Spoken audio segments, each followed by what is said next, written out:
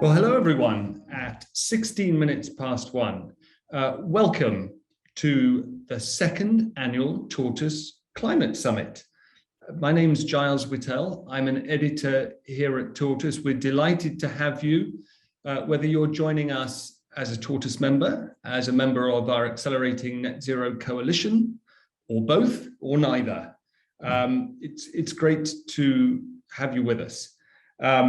If I didn't say so already, my name's Giles Whittell and I'm an editor here. And I'm joined for this brief sort of tee-up session by Jeevan Vasagar, our new lead on climate and the environment, to whom I shall defer on matters of detail and expertise. And Barney Macintyre, if he can get his sound problems sorted as well.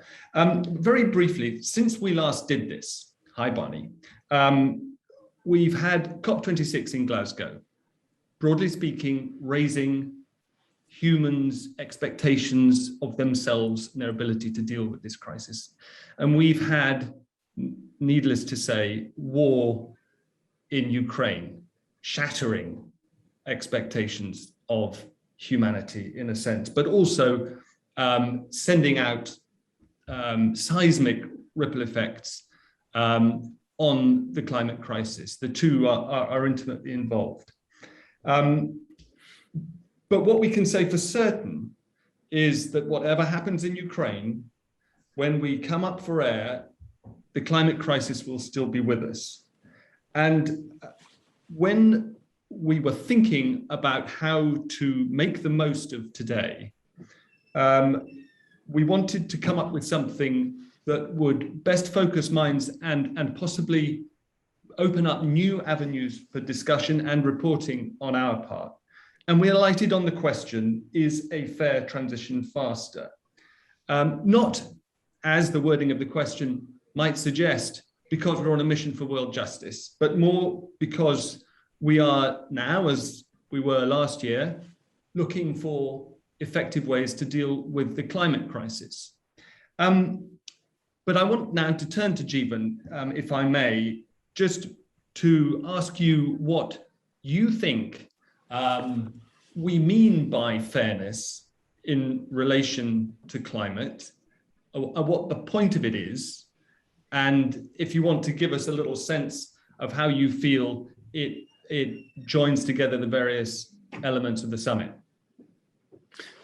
Thanks, Giles. And I'm going to start in maybe a slightly unhelpful way by saying, I wonder whether this is a good question, the question of fairness. So you could look at it from one point of view and say, maybe it doesn't matter at all.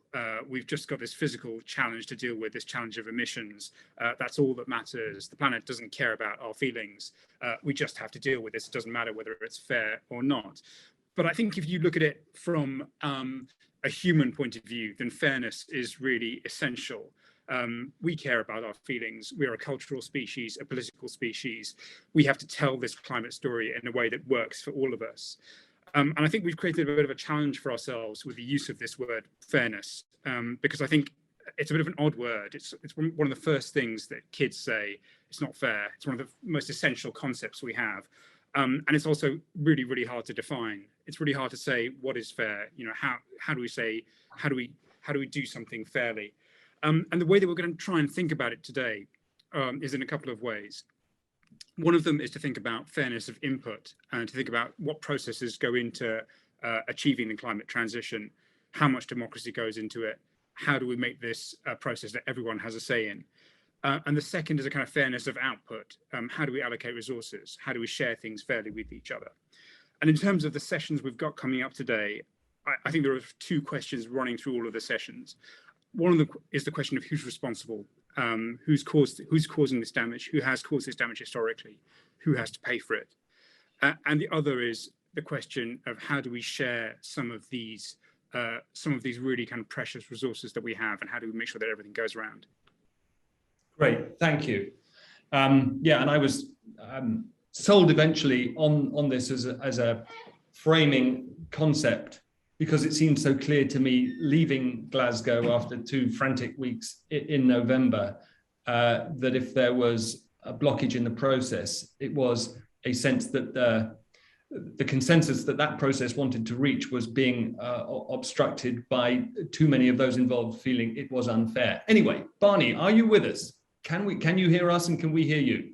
Yes, hello. Can you hear me all right? Excellent. So we've only just got a few more minutes before our first mini break. Give us a quick rundown of what lies ahead and an idea of the timings. Yeah, sure. So I suppose, as Jeevan mentioned, you know, we wanted to run kind of fairness as a thread through all of the conversations happening today. And for that reason, we've kind of picked a few sort of case studies, if you will, or questions that we think kind of represent a kind of knot that needs to be unpicked for us to kind of solve this wider question. So a few of the things we're looking at today include, for the first session, we're going to be looking at litigation, specifically, you know, who should be liable and should they be legally liable, whether that's, you know, companies, nations, individuals, for climate damage.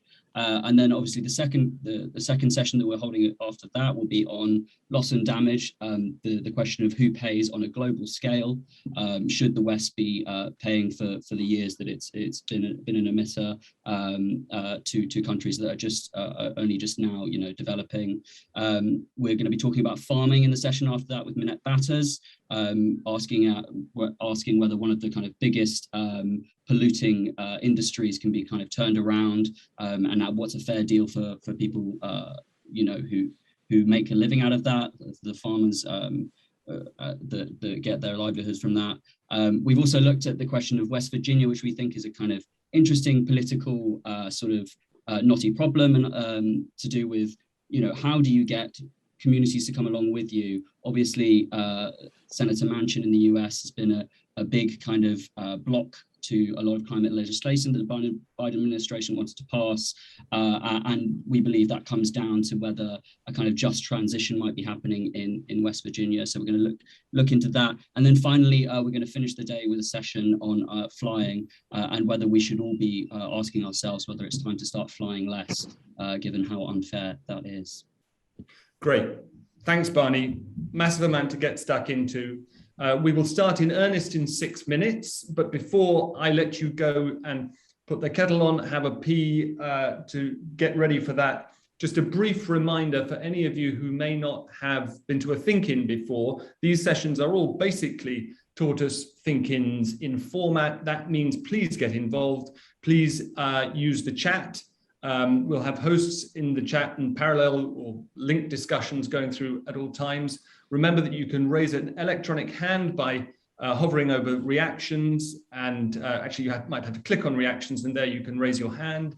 And we will bring as many people into the discussion as possible. So just as a reminder, Jeevan will be kicking off our first session, Can We Fight Climate in the Courtroom, with Eugene Linden and Maria Cristina Duval, in just 5 minutes. So a 5-minute break, and we'll start in earnest at 1:30 London time. Thanks for being with us.